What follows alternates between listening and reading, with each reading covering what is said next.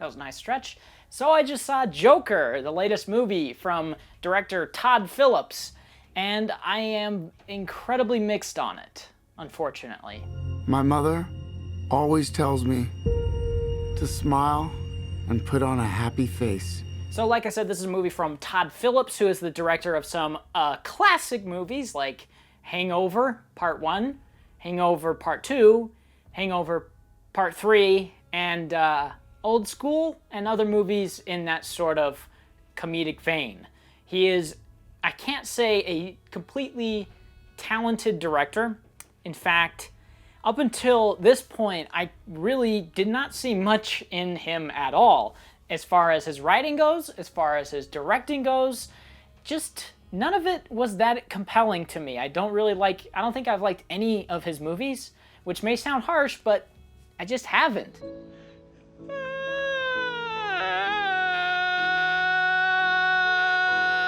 So when I heard that this was a character study, I was interested to see what route this movie would take in studying an iconic character like the Joker. And so I went to see it despite my cautious optimism because of Todd Phillips' writing and directing.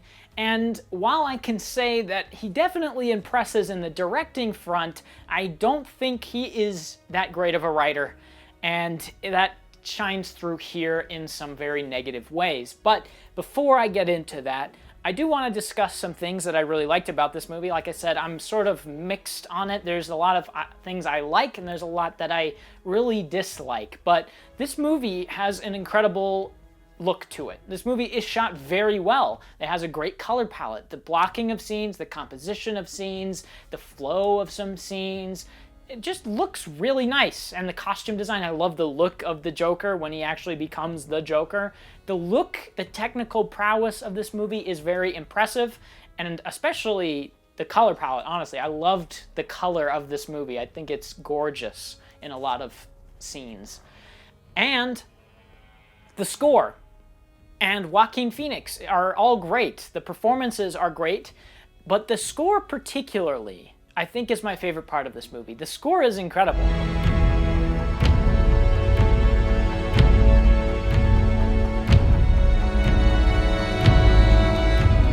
I thought it was a brilliant score. The use of cellos, of horns, of like clacking things was great. I loved all of that stuff. And I particularly loved the last act of this movie. I think the third act is very, very strong. It goes to a very satisfying place, and there's a lot of scenes in that third act that I legitimately loved. But it's getting to that's the problem. The first two acts of this movie are rough. They're very, very rough. And that stems mainly from the writing. And this is why I say Todd Phillips isn't a particularly good writer, because most of this movie is so obvious and so predictable that it feels forced and ham-fisted. And that's probably the best way that I can put it. Most of this simply does not work. There is a point about halfway through when I leaned over to my friend and just said, "This isn't working for me." And I was really disappointed because I hoped that it would. And the big issue with it not working for me mainly stems from the character himself. And let me explain. The character is sort of interesting. From the start, he's kind of insane. I mean, the Joker is a crazy person who's driven to create chaos. He's kind of an anarchy figure.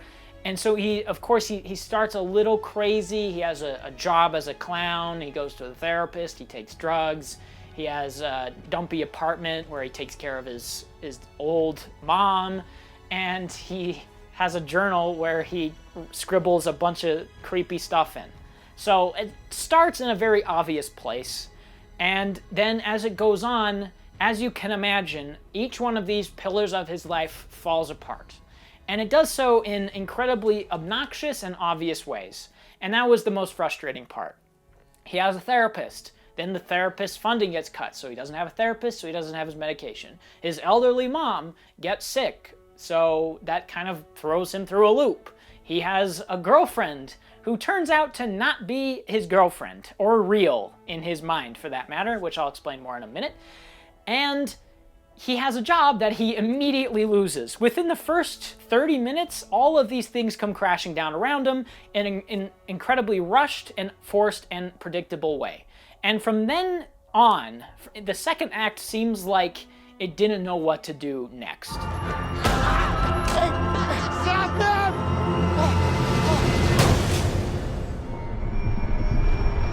Even though this is a character study, I really don't feel like I know a whole lot about him. He's just insane and then ends up more insane by the end. His character is very static in this way. He doesn't really affect all that much. It's just a bunch of things that happen around him or to him. He doesn't really do all that much until the third act, where he finally does something. Plus, it doesn't really help that the music is used in very emotionally manipulative ways. Even though it is quite good, I found myself feeling like it was misused in a handful of scenes. There's something that happens at the end of the first act where he kills 3 guys. They beat him up because he's laughing, which is another thing I'll talk about that I didn't like.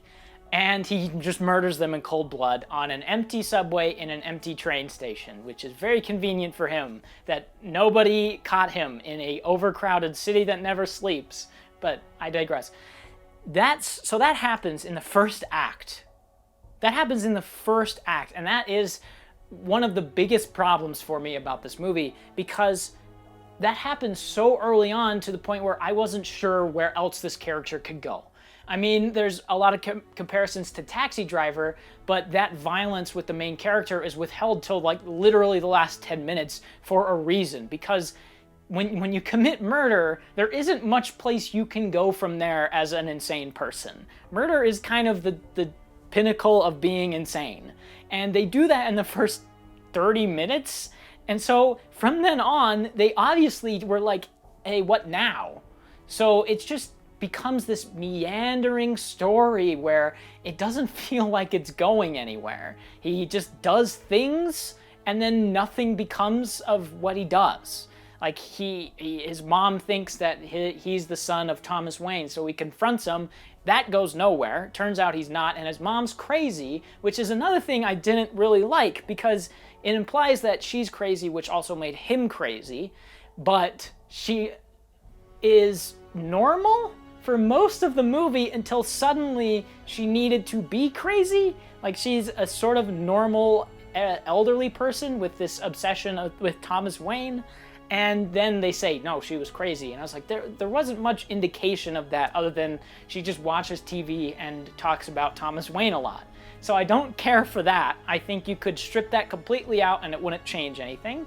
And then he has a girlfriend, Zazie Beetz, who shows up in an elevator. They have a little thing, and then they develop a relationship. And then near the end, you come to find out that he hallucinated their whole relationship, which sounds like an interesting twist, but it isn't, because they have literally 3 scenes together.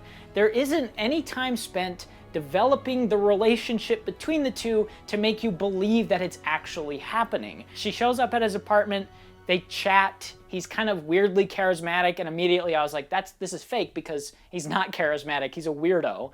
And then they have another scene where he goes and just kisses her in her apartment, and then they have a little date that you don't see much of, and then she shows up at the hospital after his mom has a stroke. She says nothing, and then just walks out, never to be seen again until it's revealed that the relationship was in their head and she was not there.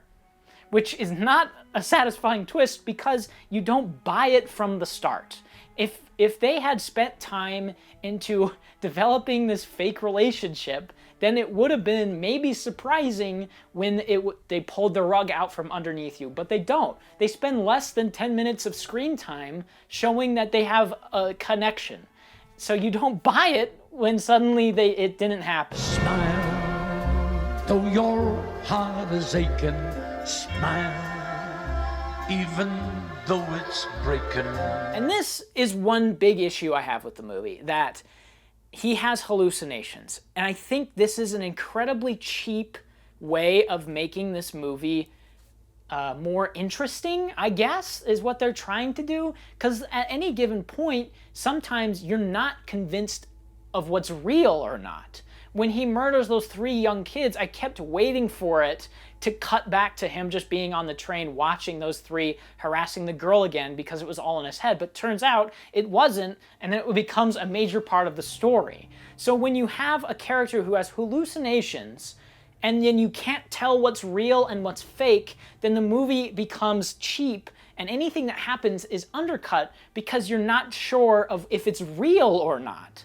So why do it in the first place? You could cut out Zazie Beetz' character and nothing would change. You could cut out the fact that he has hallucinations and nothing would change.